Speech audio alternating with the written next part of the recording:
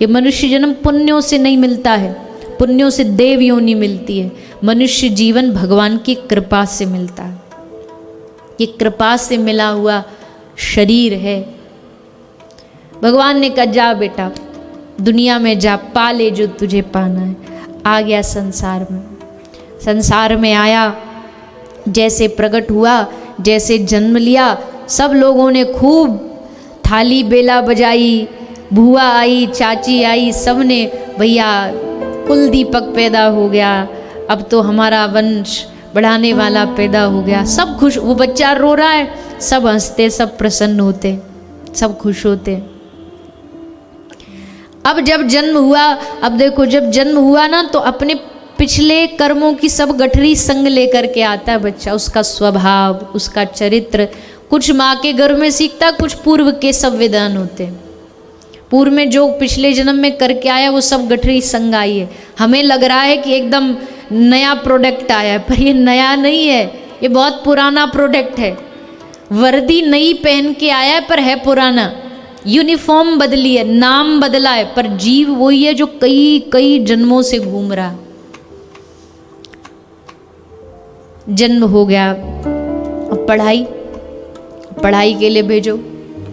थोड़ा थोड़ा बड़ा हुआ, पहले तो खेल खिलौना, उसमें खूब मस्त रहता है, खेल खिलौने से खूब खेलता है। करोड़ों रुपया रख दो उसके सामने और एक तरफ एक झुनझुना रख दो, तो वो उस खेल के झुनझुने को चुनेगा, रुपया को नहीं चुनेगा, क्योंकि अभी उसको नहीं पता, अभी रुचि खेल में। खेल से थोड़ा बड़ा हुआ, पढ़ाई लिखाई, दोस्त बन गए, चिंटू पिंटू मिंटू सबरे संग के इकट्ठे हो गए, खेल खेलना चालू हो गया। खेल खेल में पढ़ाई भी करता है, खेल भी खेलता है।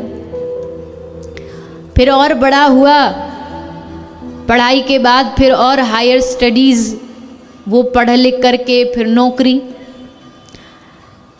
अब कहते हैं कि जब बचपन होता है तो आदमी ये सोचता है कि एक बार बड़ा हो जाऊं, ये बचपन के कलेश से छूटूं, ये रोज रोज एग्ज़ाम से छूटूं।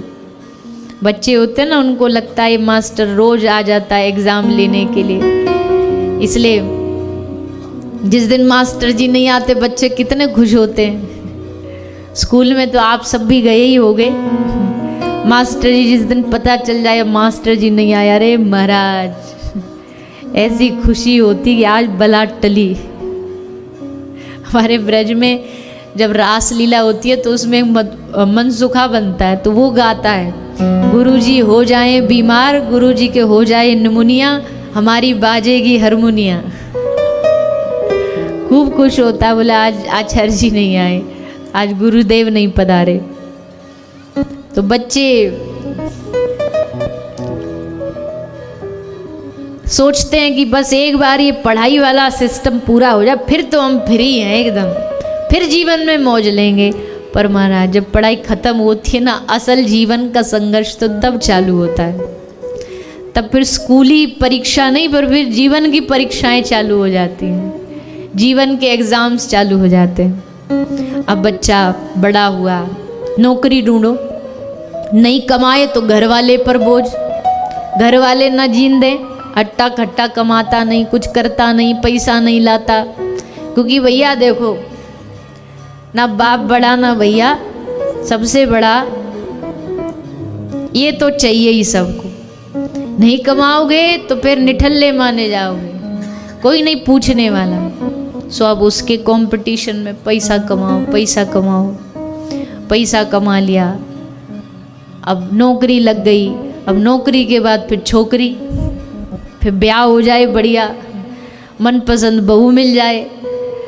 अब ब्याह के लिए 1000 जगह रिश्ते आए, 1000 जगह ब्याह के लिए कोशिश करी, एक पसंद आया वहाँ ब्याह कर लिया, ब्याह हो गया, शादी हो गई। पंडित जी ने कहा था 36 के 36 गुण मिलेंगे, पर वहाँ 36 क्या, ऐसे टेढ़े टेढ़े गुण मिले कि सोचा क्या, मांगी थी चंद्रमुखी मिल गई ज्वालामुखी। अब महाराज सो अपने, ये बड़ी विचित्र स्थिति है दुनिया की।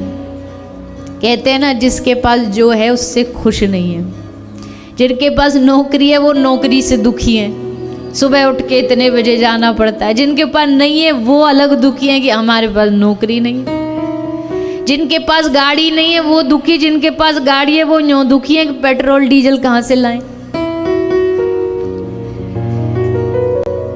सबके अपने अपने दुख हैं। जिनका ब्याह नहीं हुआ वो दुखी, जिनका हो गया सो भी दुखी, जिनके बच्चे नहीं वो भी दुखी, जिनके हैं सो भी दुखी।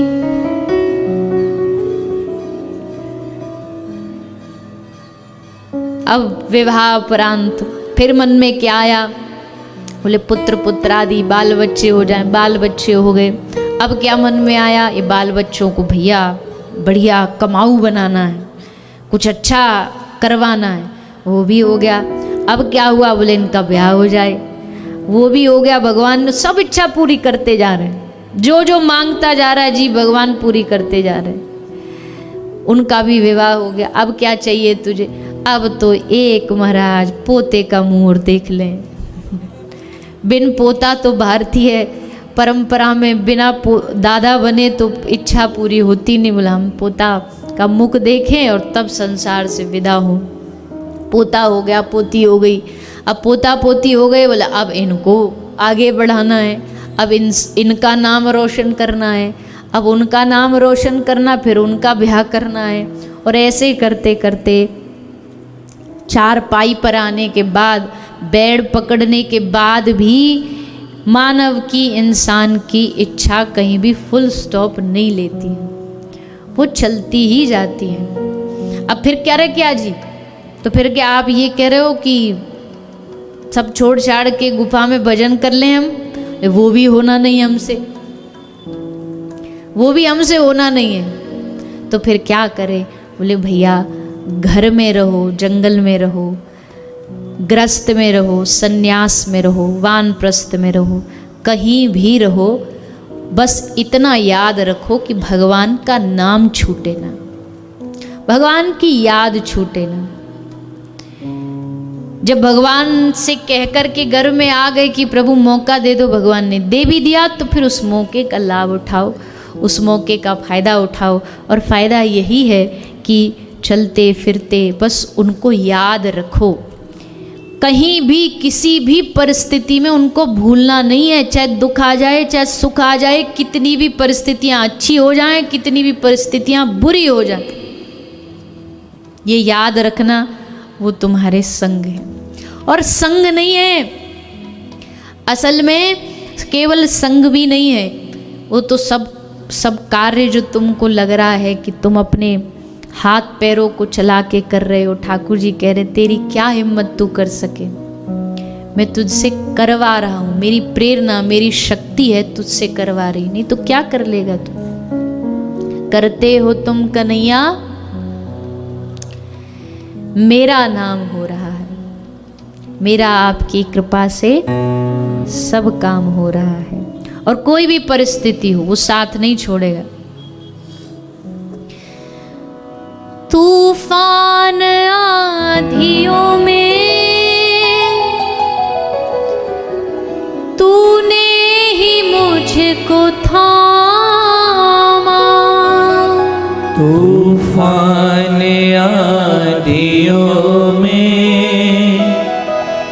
तूने ही मुझको थामा, तुम कृष्ण बन के आए जब मैं बना सुदामा,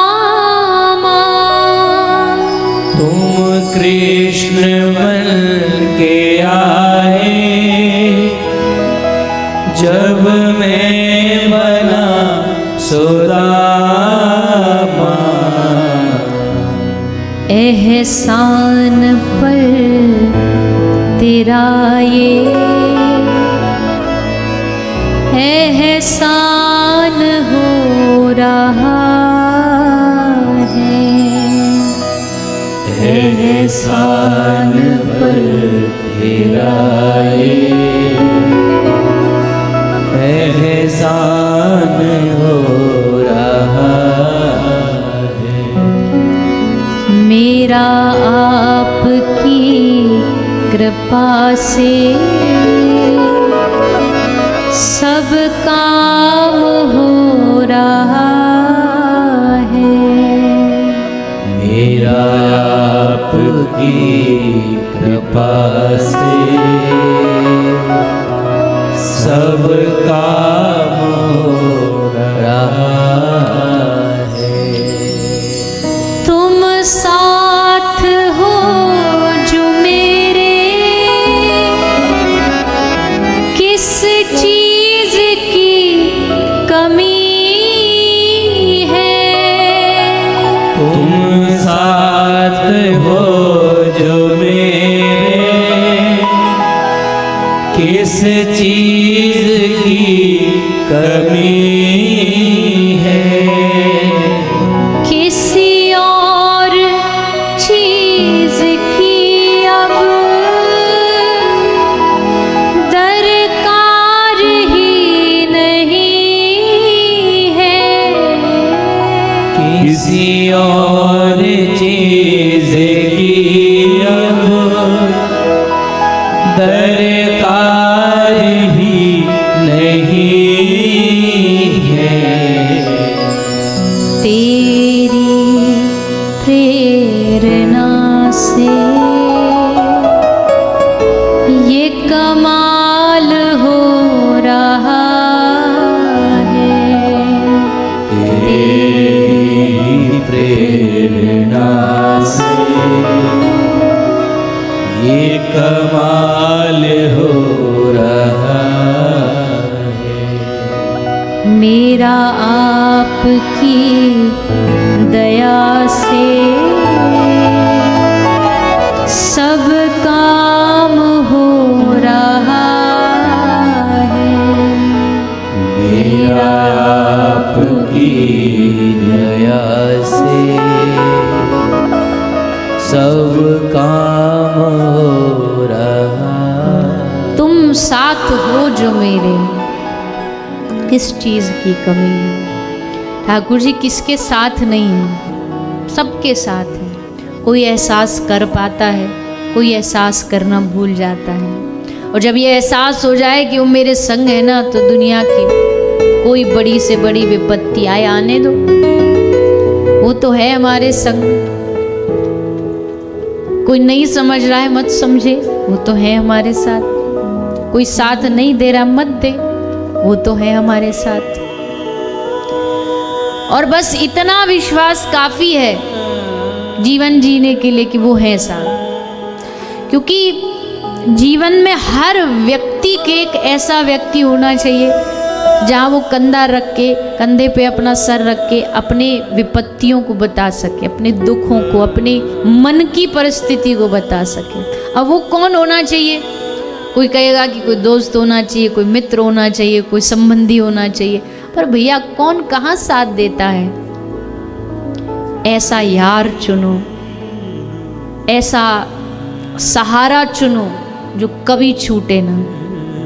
ऐसा सहारा चुनो जो हर संकट में तुमसे आगे खड़ा हुआ मिले, डर के मारे पीछे भाग ना जाए तुमको देख करके, आगे खड़ा हो। महाराष्ट्र में आज भी श्री पंढरीनाथ भगवान ऐसे कमर पे हाथ रख के खड़े, पांडुरंग भगवान। कभी दर्शन किए हो तो देखना कभी। मतलब ऐसे क्यों खड़े हैं? बोले अपने भक्त को कह रहे हैं बेटा तू पीछे आ जा, मेरे पीछे आके खड़ा हो जा, डर मत। सामने से कितनी बड़ी से बड़ी विपत्ति आ जाए, मैं तेरा कुछ बिगड़ने नहीं दूंगा। मैं हूं ना तेरे साथ, मैं खड़ा हूं तेरे सामने। तो तुम साथ हो जो मेरे, किस चीज की कमी है? श्री प्रभु हमेशा साथ होते हैं, बस उसका एहसास करिए, अनुभव करिए। तो श्री कपिल भगवान माता देवहूति को कहते, माँ जीव को भगवान से जो उसने प्रार्थना की और भगवान ने उसे मौका दिया, उसको भूलना नहीं चाहिए। कुछ भी करो पर भगवान को साथ लेकर के करो। खा रहे हो, भगवान को खिला के खाओ। देखो एक बड़ी सीधी सी बात बताऊं, भक्ति क्या है जानते हो? बहुत सिंपल सी बात है। जैसे आप घर में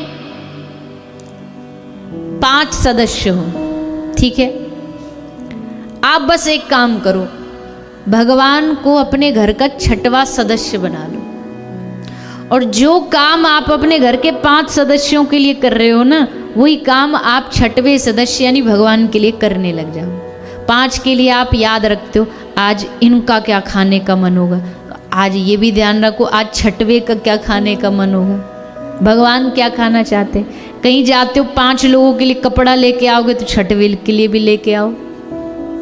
5 लोगों की खुशी का ध्यान रखते हो, नाराज ना हो जाए या व्यक्ति हमारे ये बात से, इस चीज, इनका भी ध्यान रखो, इनकी खुशी किस में। कहीं घूमने जा रहे हो 5 को संग, 6वें को भी लेके जाओ। जैसे 5 से समय निकाल के बात करते हो, 6वें से भी निकाल के बात करो। बस यही भक्ति है। कुछ भक्ति में बड़ा काम नहीं करना, भक्ति बस इतना ही करना है कि उस 6वें के साथ व्यवहार चालू कर दो, वार्तालाप चालू कर दो, बातें चालू कर दो, मानव जैसा ही व्यवहार चालू कर दो, भगवान जैसा मत करो, मानव जैसा व्यवहार ही चालू कर दो। उनसे बात करना, उनकी खुशी का ध्यान रखना, उनके खाने का, उनके सोने का, उनके घूमने का, उनके चलने का सब ध्यान रखो। यही भक्ति है, यही भजन है। क्या चाहते हैं भगवान आपसे? तुम ये सोचो कि तुम्हारे घर में वो है, पर हम नहीं सोचते। हम तो उसको 4x4 की अलमारी में भगवान बना के बिठा रखा है, तू यहीं बैठा रहे। भगवान थोड़ी बोलते हैं, तू यहीं बैठा बैठा बस देख सब कुछ। लेकिन भक्ति का साधारण सा तरीका है कि उनको अपना सदस्य बना के वैसा व्यवहार, संबंध बना के व्यवहार करो, और संबंध बन जाएगा तो अपने आप व्यवहार चालू हो जाएगा। जिनसे संबंध होता है उनसे व्यवहार करना थोड़ी पड़ता, अपने आप चालू हो जाता है। दोस्त के साथ व्यवहार थोड़ी करना पड़ता। कहीं घूमने जाओ तुरंत फोन करोगे, भैया चलोगे हमारे साथ? दोस्त है, ठाकुर जी को दोस्त बना लो, सखा बना लो। अब सखा को कहीं भी जाओगे तो संग तो ले जाना पड़ेगा, अपने आप व्यवहार चालू हो जाएगा। यही भक्ति, यही भजन है। श्री कपिल भगवान अपनी माता को उपदेश देते और कहते, माँ उपदेश बहुत हो गया, अब एक काम करो, आप भजन करो। ये मत सोच लेना मैं तो भगवान की माँ बन गई, अब भजन की जरूरत नहीं। इतिहास उठा के देख लो, जो भगवान के माँ बाप भी बने ना, उन्होंने भी भजन किया।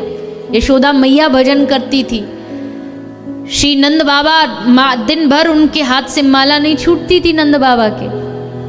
कोई ये सोचे भगवान मिल गए अब भजन की जरूरत नहीं है, केवल भगवान मिलने तक भजन नहीं, नहीं, भगवान मिल भी जाए तो भी भजन नहीं छोड़ना, क्योंकि भक्ति मन की शांति के लिए है, भक्ति और किसी चीज के लिए नहीं है। तो भगवान ने कहा जाओ आप भजन करो। माता देवती गई, तपस्या करी, भजन किया। कपिल भगवान ने भी तप किया, और भी बहुत सारे उपदेश दिए। श्री कपिल भगवान ने माता को सुंदर कपिल देवती संवाद सुनाया गया। आगे मनु महाराज के दूसरी पुत्री हैं आकुति, जिनका विवाह रुचि प्रजापति के साथ हुआ। तीसरी बेटी है प्रसूति, जिनका विवाह दक्ष प्रजापति के साथ हुआ। कथा आप सब शायद जानते होंगे, भगवान शंकर से जिनका विवाह हुआ माता सती का। लेकिन दक्ष भगवान शंकर से बड़ा ईर्ष्या करता था। जब से विवाह हुआ तब से ईर्ष्या दृष्टि से देखता था।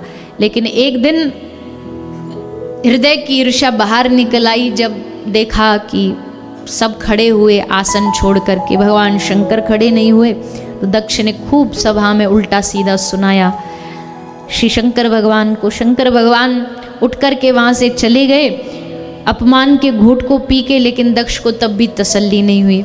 उसने एक यज्ञ किया, और सिर्फ इसलिए किया कि शंकर का अपमान कर सकूं। कई लोग नहीं होते, वो कोई भी सत्कर्म भी करते हैं तो इसलिए करते हैं कि दूसरे का कुछ हो जाए, बोले उसका बिगड़ जाए, उसके लिए हवन कर रहे हैं। ऐसे हवन कभी काम नहीं आते, ऐसे ये कार्य कभी काम नहीं आते। तो यज्ञ किया, यज्ञ में सबको बुलाया, पर भगवान शंकर को न्योता नहीं दिया। माता सती देख न पाई। शंकर भगवान को कहा चलो। शंकर भगवान ने कहा देवी ऐसे बिना न्योते के कैसे चले जाएं? पार्वती मैया ने कहा कि नहीं नहीं, पिता का घर है, वहां तो बिना न्योते भी जा सकते हैं। मित्र के घर, गुरु के घर कोई न्योते की आवश्यकता थोड़ी होती है। भगवान शंकर ने कहा ठीक कहती हो देवी, पर वहाँ तभी जाना चाहिए जब अपमान ना हो। अगर अपमान होता है तो उस स्थान पर जा कर के क्या लाभ। नहीं नहीं मैं तो जाऊंगी, और कह कर के माता सती चली गई। भगवान शंकर ने मन ही मन माता पार्वती को त्याग दिया। लेकिन जब आई पार्वती माता और जब देखा वहाँ का दृश्य तो समझ गई। बैठने के लिए यज्ञ भाग सबका है पर भगवान शंकर का नहीं है। सारी बहनें देख देख करके हंस रही हैं, खिल्ली उड़ा रही हैं, मजाक उड़ा रही हैं कि देखो देखो कैसा अपमान हो रहा है इसका। माता पार्वती ये अपमान सहन नहीं कर पाई और भगवान शंकर का अपमान भी नहीं सहन कर पाई, और जा कर के अग्नि में अपने शरीर को त्याग दिया। भगवान शंकर के दूतों ने वहाँ बड़ा भयानक युद्ध किया। भगवान ने वीरभद्र नाम का एक अपना पार्षद भेजा, उसने आकर के दक्ष का सर धड़ से अलग कर दिया। और तब देवताओं ने भगवान से जाके स्तुति की, प्रभु आप तो करुणा के अवतार हैं, जो हुआ सो भूल जाइए, पर इस दक्ष को अपनी कृपा करिए, इसको जीवन दान दीजिए। तब भगवान ने उसके सर पर एक पशु का, बकरे का सर लगा करके उसको जीवन दान दिया।